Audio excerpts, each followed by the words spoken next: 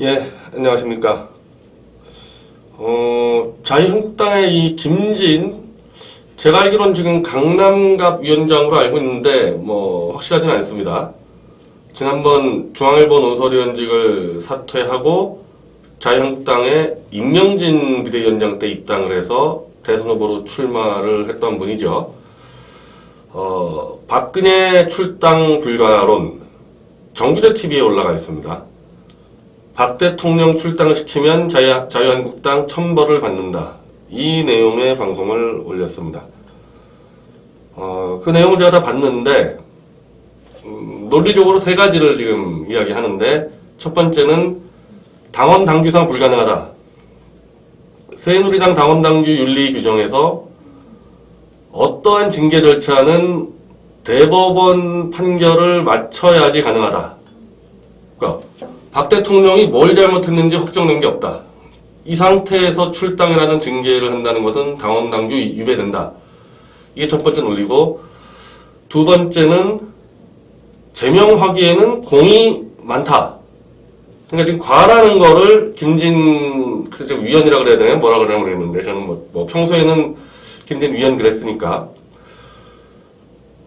그러니까 과라고 할 때 최순실의 국정 개입을 막지 못했다.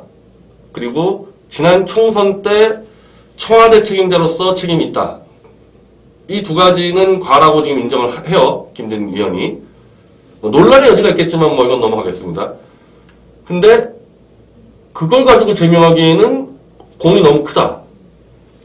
그러니까 그 어려울 때 2004년도 노무현 탄핵 때 그 당시 한나라당 무너질 뻔한 것을 천막당사를 이끌면서 당을 살려냈고, 그 이후에 2006년도 지자체 선거 때 면도칼로 거의 목숨 잃을 뻔한 상황에서 병원에 가자마자 대전 응료 얘기해서 충청권까지 다 선거를 휩쓸어버렸고, 그리고 2012년 총선 때만 하더라도 이명박 정권의 인기가 너무 없어서 과반수 다 무너진다 그랬는데 비대위원장 들어와서 과반을 지켜냈고 대선을 이겼고, 그러니까 당에 대한 공헌이 워낙 크다. 당에 해를 끼친 거하고는 비교가 안 되게 워낙 크다. 그리고 통치적으로도 지금 특히 이 문재인의 이 북핵 푸는 방식과 비교했을 때 박 대통령은 개성공단 폐쇄, 통진당 해체, 한미동맹 강화, 사드 배치 등등 지금 시점에서 봤을 때는 다 잘한 거다. 박 대통령의 외교안보 정책, 한미동맹 관계가. 통치상으로도 과보다 공이 크다. 그래서 이거는 출당이 안 된다. 이게 두 번째 이유고, 세 번째, 인간적으로도 저렇게 하면 안 된다. 인간적으로도 이미 지금 감옥에 가 계신 분을 막 출당시키라고 요구하는 국민이 어디 있나요? 탄핵을 반대한 국민들은 말할 것도 없고, 탄핵을 찬성한 국민들도 지금 박 대통령 감옥에 있는데, 자유한국당, 야 너희들 이거 출당시키면 내가 지지할게, 이런 국민이 있나요? 이거 인간적으로 손가락질 받지 않겠어요? 탄핵을 찬성한 국민들이 봐도 대통령이 국민들에게 신뢰를 잃었다. 그렇다 하더라도 끝까지 가는 게 국민들로 볼 때 그래도 인간적 신의는 지키는구나, 이렇게 돼야 되는 거지. 이제 필요 없다 해가지고 그렇게 맨날 당이 어려울 때마다 비대위원장 불러내가지고 이용해 먹다가 버려버린다. 인간적으로도 안 된다. 이 세 가지 논리로 반대를 했는데, 제 생각이랑 거의 차이가 없습니다. 네, 차이가 없어요. 저보고 그냥 딱 얘기하라 그래도 이 세 가지를 얘기하고, 저보고 몇 가지 더 얘기하라 그러면은 일단은 진실 존중이 필요하다. 이미 재판 과정에서 박 대통령이 범법을 저지르거나 뇌물을 먹은 게 하나도 없다. 이거 입증되지 않았습니까? 재판 과정에서. 그리고 김진 의원도 지적했지만은 탄핵의 사유였던 K재단, 미르재단이 이재용 삼성 부회장의 뇌물죄 성립이 안 됐다. 즉 K재단, 미르재단에서 모은 800억이 박 대통령 개인 뇌물 착복이 아니다. 이건 드러나 버렸단 말이죠. 이재용 부회장 재판 때. 그러니까 진실 존중의 차원에서도 이건 안 된다. 다 거짓이다. 지금까지 박 대통령이 욕을 먹은 거는. 그런 거 몇 개 더 덧붙이겠죠. 저 같으면은. 저는 논리적으로 김진 의원이 잘 짚어줬다고 봅니다. 저는 바깥에 이제 자유한국당 당원이 아니기 때문에 저 같은 사람이 얘기하는 것보다 자유한국당 당원들에게는 김진희 의원 같은 사람이 얘기해 주는 게 더 맞는 거죠. 자, 반대로 지금 유석춘 보수파리 혁신위는 이 박 대통령 출당을 시키려고 안달이 나 있는데 이 사람들 제가 볼 때 이 주범이 두 명 같아요. 유석춘하고 이용남 이 둘 같은데 이자들이 지금 얘기하는 출당 논리는 하나밖에 없습니다. 바른정당하고 통합하기 위해서 그것밖에 없습니다. 그게 과연 논리가 되는 겁니까? 탄핵을 자행한 사람들과 합치기 위해서 죄가 밝혀지지 않은 전직 대통령을 내쫓아버리겠다? 이게 논리예요, 이게? 유석춘이나 이용남 제 앞에 오면요, 5분이면 입도 못 열 겁니다. 제가 사실 혁신위원들에게도 좀 문자를 보냈지만은 나는 이러이러한 이유로 반드시 탄핵시키겠다 얘기 아무도 못해요. 뒤에 숨어 다니면서 그냥 홍준표 지령받아서 어떻게 해보려고 깔짝깔짝 거리는 거지. 당당하게 박 대통령 이거 잘못했기 때문에 이 부분 대해서 내치겠다라는 말은 지금 못하고 있는 거죠. 비겁한 자들입니다. 근데 이렇게 이제 김진 의원이 강하게 그리고 논리적으로 반대를 하고 나왔기 때문에 저는 어렵다고 봅니다. 박 대통령 출당이 어렵다고 봐요. 그리고 당내에서 원래 자유한국당에 있는 사람들이 비겁한 사람들이거든요. 먼저 나와서 논리를 깨지 않고 뒤에 숨어 있다가 혁신이 통과되면은 하다가 최고위원회, 윤리위원회 이때쯤 좀 움직이려는 것 같은데 저는 힘들다고 봐요. 이걸 반드시 출당시키겠다고 누구 하나가 총대를 메고 나와야 되는데 유석춘, 이용남이 이거 하겠어요? 좀 해보다가 이거 반대가 심하네? 그러면 또 태극기 들고 또 나오죠. 이런 사람들 맡겨가지고 일 되겠습니까? 박 대통령을 출당을 반드시 시키겠다는 자들은 나경원, 정진석, 심재철, 장제원 이런 탄핵 주역들인데 이 사람들은 홍준표한테 맡겼죠. 야, 네가 해라. 네가 보수파리들 시켜가지고 한번 해봐. 던져놓은 겁니다. 그래서 별로 지원도 안 해요. 출당시키는데. 근데 만약에 출당을 못 시킨다? 그럼 나가면 되는 사람들이에요.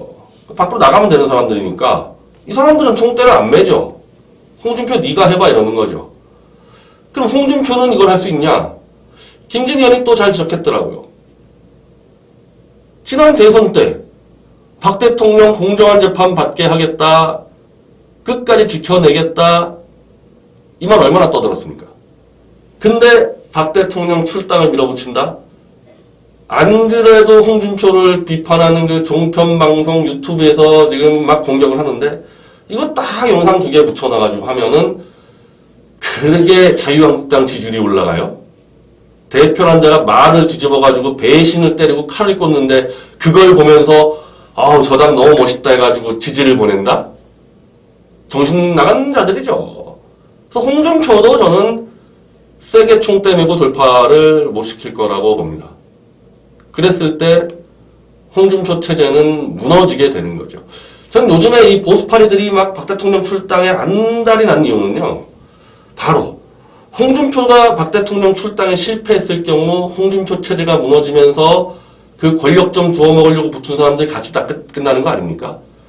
그래서 날뛰는데 이게 우리 같은 이제 대한민국당 같은 경우는 박 대통령 지키기 위해서 진실을 지키기 위해서 무덤까지 가겠다는 각오를 한 세력이고 홍준표에 붙어서 박 대통령 뒤에서 칼 꽂는 자는 뭐 좀 얻어먹으려고 하다 보니까 이 하다 보면 먹을 게 없는 정도가 아니라 나 이거 정치 생명 끝나겠네.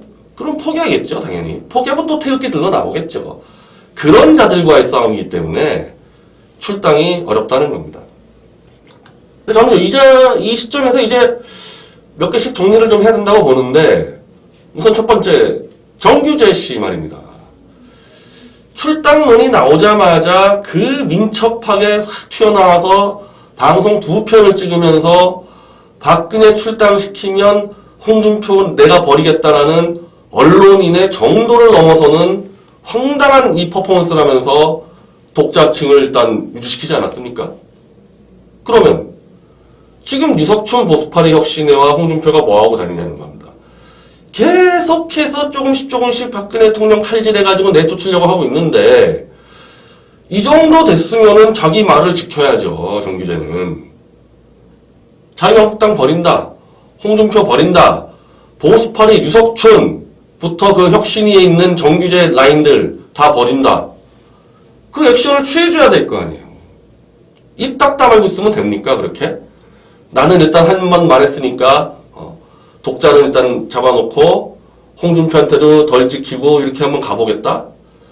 그렇게 계속 해오다가 저한테 걸리는 거 아니에요. 이제 그런 거 하지 마라. 이제는. 우리가 탄핵부터 대선까지 하도 많은 사기를 당해서 이제 그런 정도 사기는 다 간파가 된다.